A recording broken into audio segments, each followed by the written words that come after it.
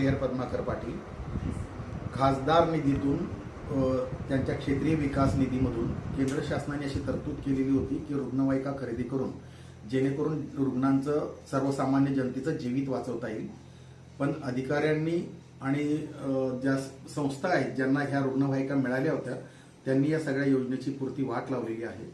तत्कालीन 2012-13 मध्ये 2000 सप्टेंबर 2012 मध्ये 7 रुग्णवाहिका एटी पाटील यांच्या खासदार निधीतून खरेदी करण्यात आल्या। डिसेंबर 12 मध्ये तत्कालीन खासदार हरिभाऊ जावळे यांच्या खासदार निधीतून 9 रुग्णवाहिका खरेदी करण्यात आल्या। मात्र ह्या रुग्णवाहिका ज्यावेळेला खरेदी केल्या त्यावेळेच्या बाबतीत तिथं त्यावेळेला फिटनेस सर्टिफिकेट 2 वर्षाचं होतं, त्यावेळेला विमा काढलेला होता। त्या रजिस्ट्रेशन नंतर आता गेली 12 वर्षे यांनी कधीही फिटनेस सर्टिफिकेट घेतलेलं नाही, कधीही विमा काढलेला नाही। म्हणजे या रुग्णवाहिकांचीच परिस्थिती अत्यंत दयनीय झालेली आहे।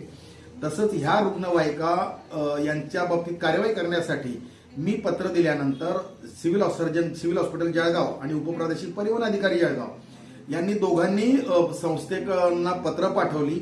मात्र ना या संस्था आढळल्या ना ह्या रुग्णवाहिका त्यांना आढळल्या। आणि ह्या आता मला अशी शंका आहे की ह्या रुग्णवाहिकांचा सदुपयोग होतोय किंवा दुरुपयोग होतोय किंवा या रुग्णवाहिकांचा अवैध धंद्यांसाठी वापर तर होत नाही ना, ही शंका आता निर्माण झालेली आहे। आणि ह्या रुग्णवाहिकांच्या बद्दल जर ह्या प्रशासनाने योग्य ती कारवाई संबंधितावर नाही केली, ह्या रुग्णवाहिका नाही शोधल्या तर लाखो रुपयांच्या ह्या रुग्णवाहिकांच्या बाबतीत कारवाई होण्यासाठी पोलीस प्रशासनाकडे याबाबत तक्रार दाखल करण्यात येईल। आणि पोलीस प्रशासनाने कारवाई नाही केली तर माननीय न्यायालयात यापुढे त्याच्यासाठी कारवाई सुरू करण्यात येईल।